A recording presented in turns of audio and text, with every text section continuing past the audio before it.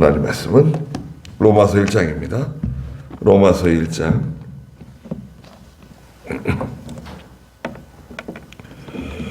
16절부터 보겠습니다. 로마서 1장 16절입니다. 나는 복음을 부끄러워하지 않는다. 이 복음은 모든 믿는 자를 구원에 이르게 하는 하나님의 능력이다. 먼저는 유대인에게고 그리고 헬라인에게다. 복음에는 하나님의 의가 나타나서 믿음에서 믿음에 이르게 하니 이와 같이 기록되어 있다. 의인은 믿음으로 살 것이다. 그랬습니다. 네.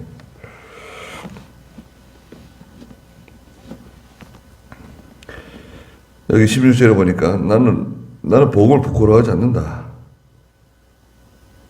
복음은 예수 그리스도라 그랬죠. 그리고 예수 그리스도는 십자가 부활이다. 예. 복음에 대해서는 이 복음은 그래서 2절부터 4절에 나와 있는 그 복음의 정의가 로마서에는 선명하게 기록되어져 있죠. 그래서 복음을 부끄러워하지 않는 저희가 돼야 됩니다. 그래서 복음을 가지고 나가는데 이 복음은 16절 중간에 있는 것처럼 모든 믿는 자를 구원에 이르게 하는 하나님의 능력이다. 그랬습니다. 우리 능력을 좋아하잖아요. 능력 있는 사람이 돼야 된다. 능력 있는 하나님의 종이 돼야 된다. 능력. 하나님께로부터 나오는 능력인데요. 이것은 우리가 보통 말하는 신적 능력입니다. 하나님께로부터 오는 능력입니다. 이 능력을, 미안하지만 이제 원문에서는 두나미스라 그래요. 두나미스. 능력을 두나미스라고 하는 단어로 쓰거든요. 이 두나미스가 이제 나중에 영어식으로 바뀌어가지고 다이나마이트가 돼요. 다이나마이트가 뭔가요? 다이나마이트는 이제 보기에는 별것 아닌데, 그죠? 작은 막대기인데, 근데 이게 폭발하게 되면 어떻게 되죠? 폭발하게 되면은, 엄청난 변화를 가져오는 거죠. 그 주변을 완전히 다 초토화시키는 거죠. 터지게 되면. 능력은 사람이 보기에는 아주 약해 보이고 미약해 보이고 없는 것처럼 보이고 연약해 보이지만 하나님의 능력이 그 속에 들어가기 때문에 복음에는 하나님의 능력이 들어있다는 거예요. 그래가지고 엄청난 효과가 나타나는 거죠. 긍정적인, 좋은 효과가 나타나는 거예요. 복음이 들어가면 어떻게 됩니까? 복음이 들어가면 죄인이 의인이 돼요. 죄인이 의인이 되고 지옥 갈 사람이 천국으로 가는 거예요. 이건 호적이 바뀌어요. 말하자면. 호적 바꿀 수 있나요? 호적 못 바꾸잖아요. 네. 근데 완전히 호적이 바뀌는 거예요, 진짜. 지옥 갈 사람이 당장 천국 백성이 되는 겁니다. 죄는 다 용서되고. 멸망의 자식이었는데, 마귀의 자식이었는데, 하나님의 아들이 돼요. 하나님의 양자가 되고, 하나님의 상속자가 돼요. 천사도 부러워하는 구원을 얻게 됩니다. 대단한 거 아닌가요? 이건 돈 주고 살 수도 없고 또 사람이 노력해서 인간의 공력으로 구원을 얻을 수가 없어요. 복음이 그 사람 속에 들어와야 되는데, 복음이 그 사람 속에 들어가는 것을 우리는 이제 믿는다. 믿음. 복음이 그 사람 속에 들어가면 엄청난 변화가 오는 거죠. 뒤에도 나오지만 하나님을 아버지라고 부르게 되는 겁니다. 그래서 예수님께서 요한복음에서 가나에 있는 혼인잔치에 가셔가지고 어머니와 같이 제자들과 같이 혼인잔치에 참여했는데 마침 포도주가 떨어져서 어머니가 예수님께 이 집에 자취집인데 포도주가 떨어졌다고. 그러니까 예수님께서 여자여 그것이 저와 무슨 상관이 있습니까? 그러시고 나서 가가지고 그 집 종들에게 저희 가서 항아리에다가 물을 받아오라고 시키죠. 그 항아리에 가져가서 항아리에다 물을 받아가지고 오니까 좋은 포도주로 바뀌었어요. 물이 포도주로 바뀐 거죠. 물이 포도주로 바뀐 것도 예수님께서 구원에 대해서 가르쳐 주신 거예요. 복음의 효과에 대해서 알려주신 거예요. 물이 포도주로 바뀌었다는 걸 생각해 보세요. 아주 쉬운 거죠.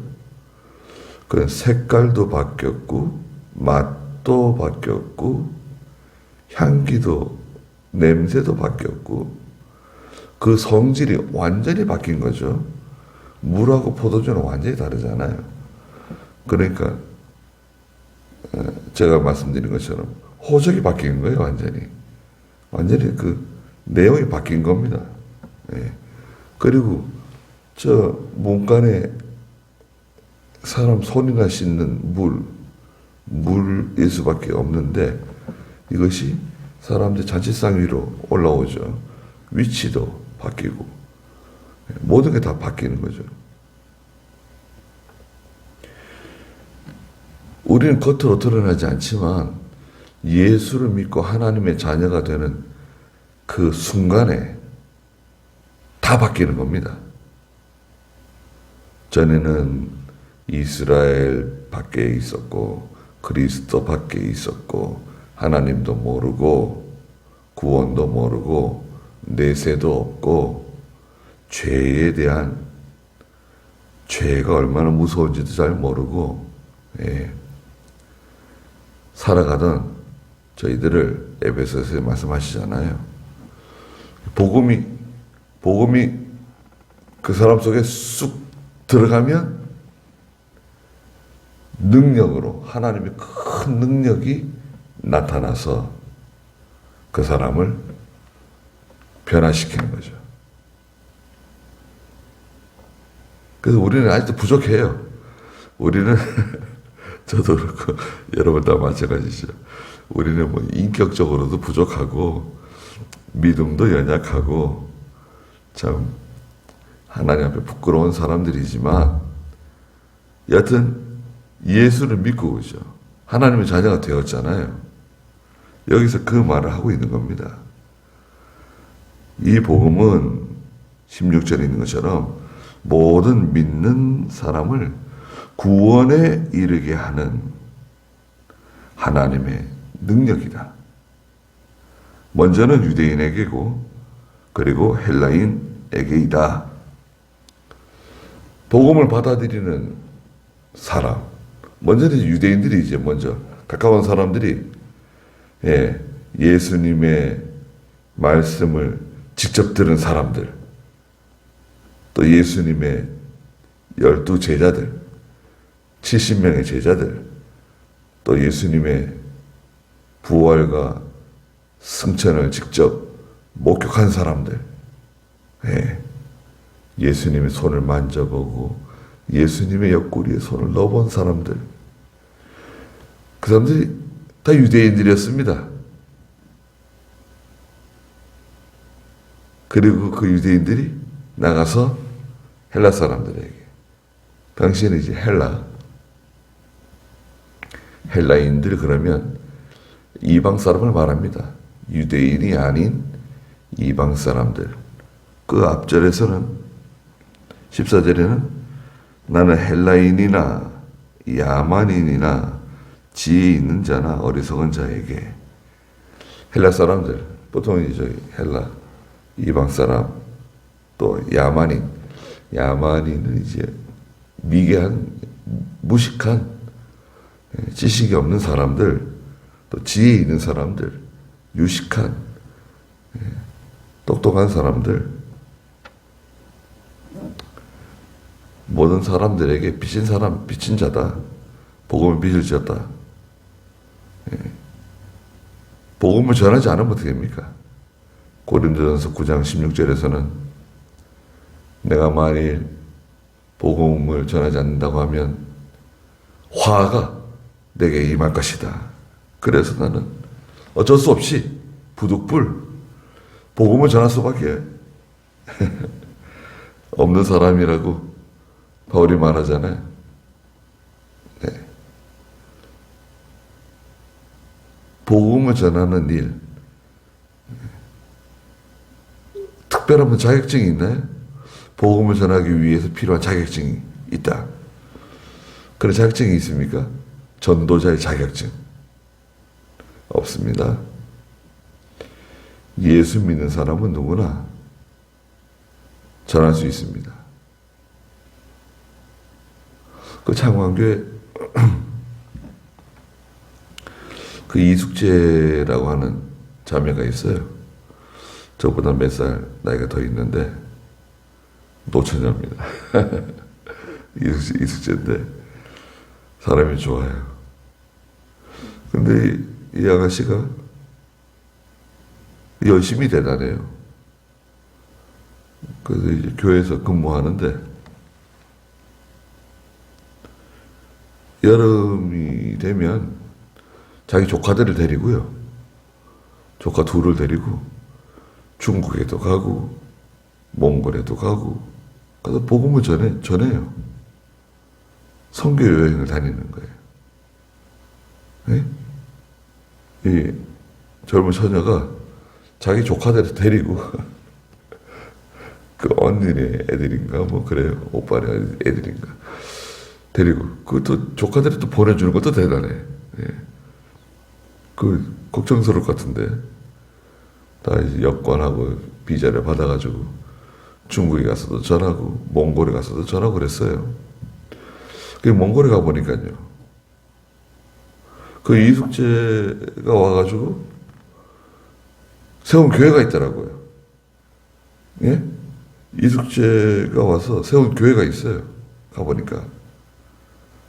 거기서 한 2주간인가 있었다는데, 그 황량한 그 마을에 울란바타르에서 한 2시간, 1시간 반 떨어져 있는 동네예요. 거기서 큰 동네예요. 날라흐라고. 큰 동네인데요. 뭐 몽골 가난하고 사람들이 이렇게 동네가 있는데 썰렁합니다. 바람 싱싱 불고 아무것도 없어요. 인프라가 없어요. 거기 뭐 전기가 제대로 들어오는 것도 아니고, 전기는 뭐 들어오긴 들어오는데 수도 같은 것도 뭐 제대로 그렇고, 하여튼 기본적인 인프라 있죠. 뭐 이런 그런 게 열악해요. 근데 거기 게르 교회를 세워가지고 애들을 전도했는데 얼마나 많이 전도했냐면 한 7, 80명인가 전도했대요.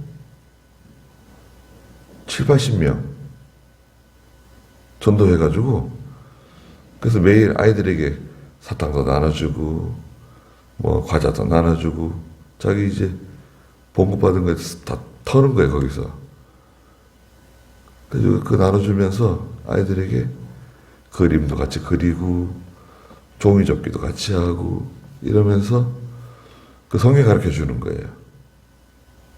한 2주간 있었대요. 그런데요, 그 중에 상당수가 아이들 교회 잘 다닌대요. 그래서 언제 그 이숙시 자매한테 좀 얘기 좀 해주려고 그래요. 몽골에 한 번 더 가라고. 당신이 전도한 애들이 지금도 그 교회 잘 다니고 다 보고 싶어 한다. 그리워한다. 아니 한 2주간 동안 거기 머물면서 그 동네 애들 다 모아가 전도하고 위에서 기도해주고 말이 통하지도 않는데 참 그것도 몽골말 할 줄 아는 여자가 아니에요. 거기 뭐가 있어요. 그렇게 열악한 환경에 쫓아가가지고 그 마음이 담대해요. 그런 거 보면 저도 그렇게 참 못할 것 같은데 그 여행지라고 하는 내가 처음 가보는 데 아니에요. 보통 그럼 미국이나 캐나다나 일본이나 이런 좀 잘 사는 선진국에 여행 가는 거하고 다르죠. 몽골은 그 치안도 이렇게 안전하지가 않고 여러 가지 열악한데 거기 쫓아가가지고 복음 전하고 아이들하고 친해져가지고 지금도 그 아이들이 이렇게 예수 믿고 말이죠. 교회를 잘 섬기고 그래서 먼저는 유대인들에게 전하고 유대인은 가까이 있는 사람들이죠. 나와 관계된 가까이에 있는 사람들에게 복음을 전하고 헬라인 좀 먼데 나하고 상관없는 나하고 아무런 관련이 없는 그런 사람들과 이렇게 만나게 되면 혹은 말을 하게 되면 예수 믿으라 그러고 교회 다니시라 그러고 전해주는 거죠. 그 사람의 반응은 중요하지 않아요. 에스겔 3장 11절에 있는 것처럼 그 사람이 듣든지 말든지 그냥 전하는 거예요. 에스겔 좀 보세요.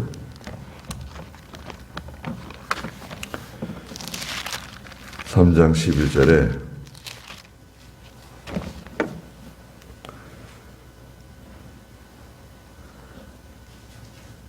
포로가 된 네 백성들의 자손들에게 가서 그들에게 말하여라.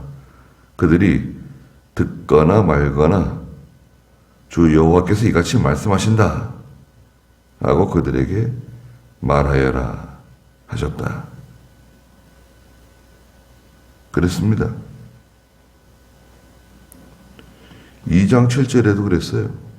에스겔 2장 7절에도 너는 그들이 듣거나 말거나 내 말을 그들에게 전하여라.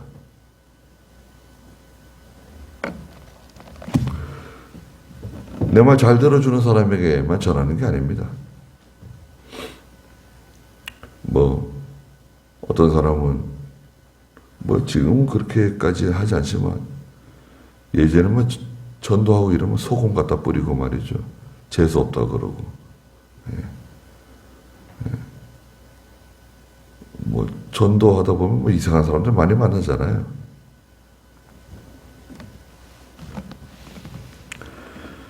17절에 복음에는 하나님의 의가 나타나서 믿음에서 믿음에 이르게 한다. 하나님의 의는 뭔가요? 하나님의 의는 쉬운 말로 말하면 죄인을 구원해 내시는 이게 하나님의 의예요. 의라고 하는 것은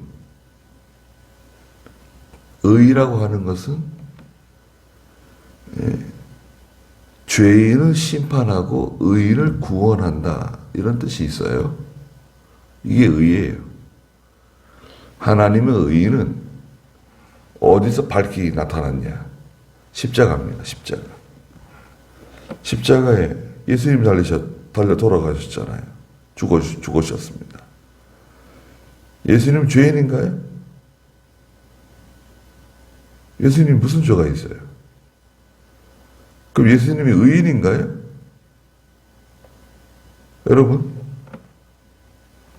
여러분들에게 이단자가 와가지고 물어보는 거예요. 자, 예수님께서 십자가에 달려 돌아가셨죠? 그럼요. 예수님은 의인인가요? 그럼 예수님은 죄인인가요? 물어봤어요. 그럼 여러분들은 뭐라고 대답하실 건가요? 예수님을 의인이라 그래야 되나요? 죄인이라 그래야 되나요? 아, 의인인데 왜 십자가에 달려 죽으셨습니까? 그럼 뭐라 그래요? 그럼 죄인이다. 아니, 하나님의 아들이라 그러면서 왜 죄인입니까? 그러네. 그럼 예수님은 의인도 아니고 죄인도 아니고 뭐냐? 그러면 걸려 들어가는 거예요. 예수님은 의인인가요? 죄인인가요? 십자가에 죽으셨잖아요. 십자가에 달리신 예수님을 바라보세요. 저 예수님은 의인이에요? 죄인이에요? 그럼 어떻게 말해야 되죠? 예수님께서는 하나님의 아들로서 죄가 없으시지만 우리의 모든 죄를, 하나님의 택한 백성들의 모든 죄를 그분이 담당하시고 스스로 죄인이 되셔서, 두 번째죠. 스스로 죄인이 되신 거예요. 되시고 하나님의 의로 말미암아 십자가에 달려 죽어주셨다. 이게 하나님의 의예요. 하나님의 의는 죄인은 죽는 거예요. 하나님의 의는 죄인은 죽는 겁니다. 죄인이 되셨잖아요. 죄가 없는 분인데 하나님의 아들로서 죄가 없으신 분이시지만, 그 첫째, 하나님의 택한 백성들의 모든 죄를 스스로 담당하시고, 두 번째, 하나님의 의로 인하여 죽어주셨다. 그걸 믿어야 된다. 너도 그걸 믿어라. 이 이단자야. 그럼 너도 구원을 받는 거다. 그럼 너 할 말이 없는 거죠.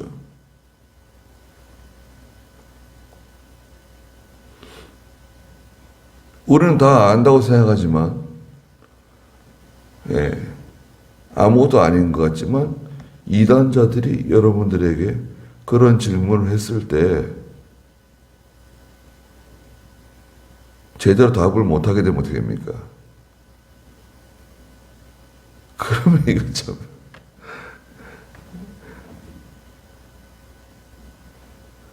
교회가 그걸 잘 못 가르친 거죠. 교회가 복 받는다, 잘 된다, 축복 받는다는 열심히 가르쳤는데, 성경을 제대로 가르치지 못해가지고 시시한 이단도 제대로 이기지 못하고 그런 형편에 처하게 되는 겁니다. 그래서 예수 믿는 사람이 이단에 더 잘 넘어가요. 예수 안 믿는 사람보다도. 그걸 우리가 가르쳐 주겠다. 한번 와보세요. 정확하게, 아주 쉽게 우리가 잘 가르쳐 드릴 수 있습니다. 무료 성경 강습회 한번 오세요. 그럼 귀가 쨍하죠, 뭐. 야, 이렇게 성경을 쉽고 확실하게 가르쳐 준 데는 처음 봤다. 그러면서 이제 이단에 빠지게 되는 겁니다. 하나님의 의의가 나타났다. 그래서 믿음에서 믿음에 이르게 한다. 믿음에서 믿음에 이르게 한다고 하는 것은 믿음이 점점 자라난다는 거예요. 믿음이 점점 자라나고 영이 자라나고 자기 구원을 점점 이루어간다. 믿음에서 믿음에 이른다. 하나님의 의의가 나타나서 우리도 보십시오. 우리도 죄인이었잖아요. 전적 부패, 전적 타락, 하나님과 전혀 상관없는 저희가 예수님의 피로 말미암아 죄 씻음을 받고, 자, 예수님의 피로 씻음 받았어요. 이제 죄인인가요? 죄인이 아닌가요? 죄인 아니죠, 이제는. 단번에 의인이 됐어요. 우리가 의인이 되는 것은 10년, 20년, 30년 이렇게 점진적으로 이루어지는 게 아닙니다. 그것은 이제 성화라 그래요, 성화. 성화는 점진적으로 이루어지지만, 우리는 중생은 거듭나는 것은 단번에 되는 겁니다. 예수 믿는 그 시간에 완전히 의인이 되는 거예요. 완전히 깨끗해지는 거예요. 그래서 예수 믿는 순간에 하나님의 자녀가 되는 겁니다. 하나님이 자녀가 점진적으로 되는 게 아니라 그 시간에, 믿는 그 시간에 하나님 자녀 되고 의인 되고 보혜사 성령 임하시고 하나님의 자녀가 되는 거예요. 의인이 되는 거예요. 얼마나 좀 감사합니까? 그 예수 믿는 성도가 이제 믿음으로 하나님 말씀 순종해가면서 살아가는 것을 뭐라 그래요? 그래, 신앙이라고. 신앙생활. 신앙은 그 다음에 이루어지는 거예요. 믿음에서 믿음으로 점점 이제 자라나는 겁니다. 그러니까 벌써 이제 체계에 딱 잡히잖아요. 이렇게 되는 거구나. 그럼 우리가 이제 하나를 딱 정확하게 알면 모든 성경이 다 이제 그 구원의 원리, 구원의 도리라 그러잖아요. 구원의 도리는 정확하게 알고 있어야 됩니다. 우리는 이미 알고 있지만 설명을 잘 논리적으로 못해요. 알고 있는데 그렇지. 근데 이것을 설명하라 그러면 설명이 잘 안 돼. 이거 논리적으로 잘 설명하실 수가 있어야 돼요. 그래 누가 물어보더라도 그건 이런 거다 이렇게 정확하게 가르쳐 줄 수가 있는 거죠. 딱 꿰고 있어야 돼요. 죄에 대해서, 의에 대해서, 구원에 대해서, 하나님의 사랑에 대해서 이렇게 탁 말하면 줄줄줄줄 이렇게 새끼 꼬듯이 말이죠. 줄줄줄 나와야 돼요. 하다가는 그냥 넘어가는 거예요. 그래서 사도 바울이 복음에는 하나님의 능력이 있다. 능력. 큰 거, 하나님의 신적인 능력. 얼마나 대단합니까? 이것만큼 큰 능력이 어디 있어요? 복음에는 하나님의 의가 있어서 죽은 자를 살려내는, 죽은 자를 살려내는 거예요. 영이 죽은 자를 살려내는 복음, 그거보다 더 큰 능력이 어디 있습니까? 다른 무슨 능력. 능력이 자기 속에 와 있어요. 여러분, 능력이 엄한 데 있는 게 아니라 내 속에 능력이 있어요. 이미 와 있어요. 능력이. 근데 문제는 뭐죠? 이걸 사용할 만한 실력이 안 돼요. 능력은 속에 있으나 이것을 사용할 만한 실력이 없는 거예요. 그게 우리의 치명적인 약점입니다. 내가 부족해서 그렇지 능력은 우리 속에 와 있어요. 왜? 복음에는 하나님의 능력이 있다고 그랬잖아요. 복음이 우리 속에 들어와 있는데 뭐. 성령이 우리 속에 와 계시는데 내가 믿음이 없고 자라나지 못하고 온전히 순종을 하지 못하니까 능력이 온전히 나타나지를 못하는 거죠. 그래서 우리는 또 회개해야 하는 겁니다. 기도하겠습니다. 거룩하신 하나님, 복음에는 하나님의 의가 나타나서 믿음에서 믿음에 이르게 한다고 말씀하셨습니다. 하나님의 큰 능력이 우리 속에 임하심으로 우리가 이제 모든 죄로부터, 모든 더러움으로부터, 모든 멸망하는 것으로부터 해방되게 해주시고 영원한 것을 바라보고 빛 대신 하나님을 바라보고 영생을 바라보고 살아가게 하신 것을 감사드립니다. 바울과 같이 저희도 빚지는 사람으로서 이렇게 큰 은혜와 사랑을 받았사오니 어떻게 되든지 복음을 전하고 말씀을 가르치고 그 가운데 하나님의 택한 백성들이 구원을 받는 큰 역사가 있게 해 주시옵소서. 오늘도 귀한 하루를 주셨사오니 하나님께서 함께 해주시고 저희들 항상 보호하여 주시옵소서. 예수님의 이름으로 기도드리옵나이다. 아멘.